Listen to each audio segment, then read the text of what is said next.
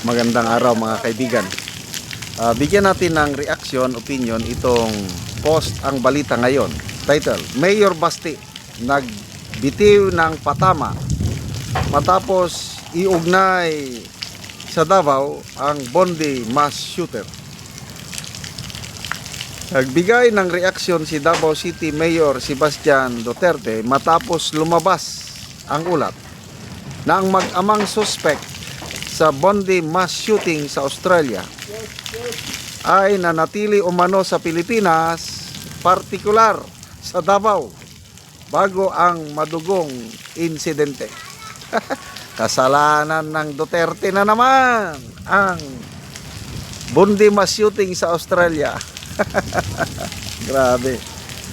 Sa isang Facebook post, tila question at pinuna ni Mayor Basti ang framing ng balita at iniuugnay ito sa umano'y narrative engineering ng Western media.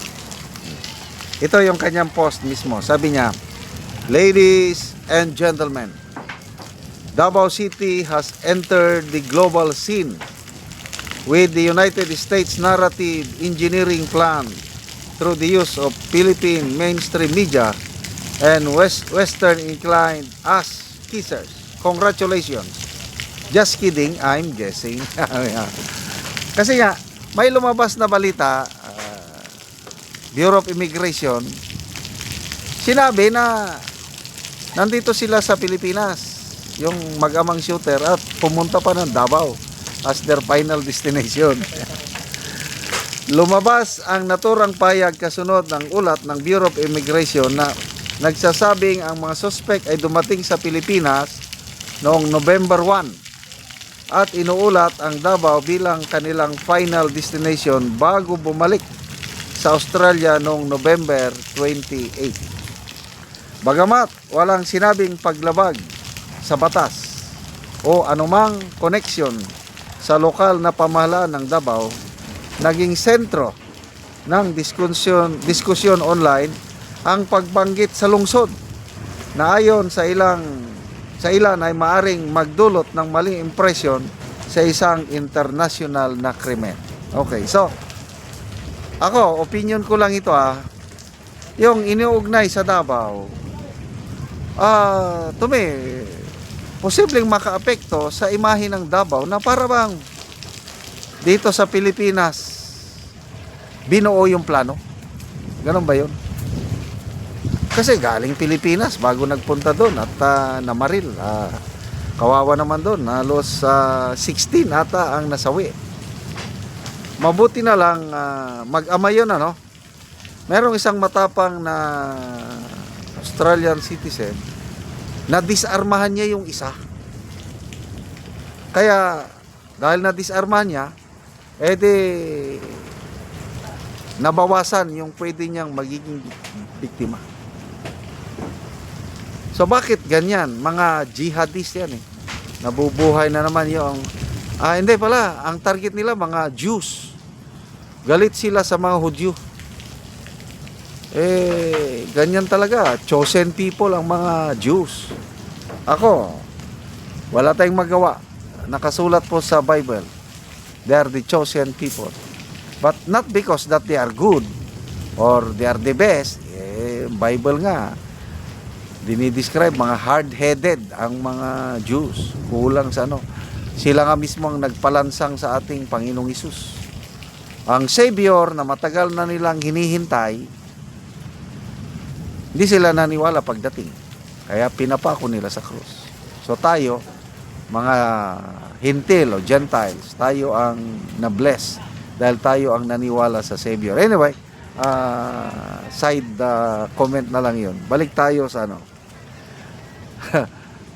hoping na hindi naman sinadya na isingit ang Davao para lang sirain ang imahe ng Davao. Kasi napakagandang balita kanina umaga na may post akong nabasa. Vietnamese investor pumasok sa Davao. Wow. Anong negosyo? Taxi, electric taxi. 600 units initial deployment. may additional 1,000 units pa. Sabi ng CEO ng Vietnamese company, gusto lang daw nila magkaroon ng opportunity na makagamit ng environmentally friendly na mass transport. Kasi nga, electric hindi nagagamit ng fuel. Wala nang emission na makakasira sa atmosphere, sa ozone layer. So ang tanong, bakit Davao ang pinili? Yan ngayon. Namumroblema ang bansa dahil hindi na sila maka-attract ng foreign investors. Wala nang tiwala dahil sa corruption issue ng administrasyong ito. Nagkukumahog sila ng mga estratehiya, modus operandi, strategy para maka-attract ng foreign investors. Sa buong Pilipinas yan nagkakaproblema. Iba ang Davao. Mga investors ang lumalapit. Dami na yung mga naunang mga airline companies. Foreign airline companies. Ang dami ng direct flight to Davao City. Kasi nga, there is good governance in Davao City. Malaking kaibahan ng Duterte brand of leadership. Kaya proud ako na DDS. Hindi ko pa na-meet yung mga Duterte na yan. Not one of them. Tatay Digong, wala pa. Hanggang picture lang o standee lang nakikita ko. BP Sara, magkakapatid, Pulong, Baste, wala. Kaya lang, taga Mindanao ako.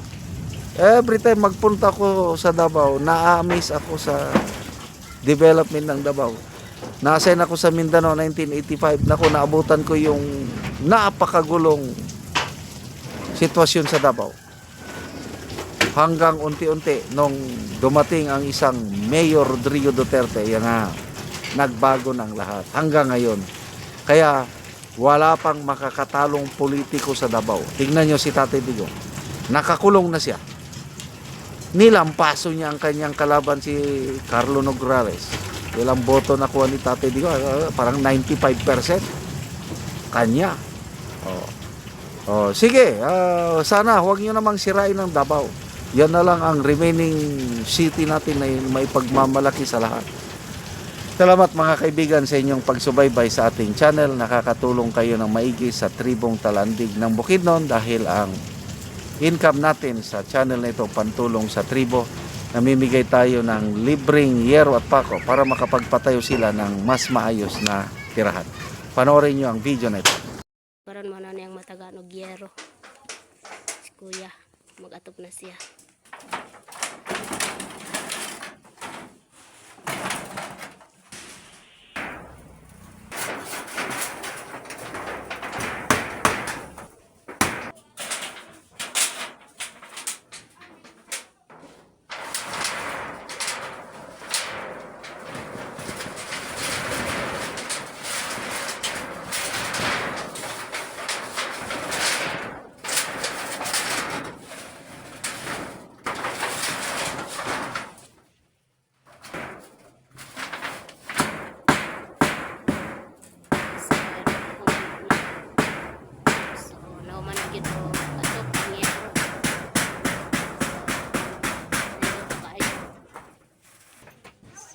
Nagyod o atop ang yero nga balay ni Lola.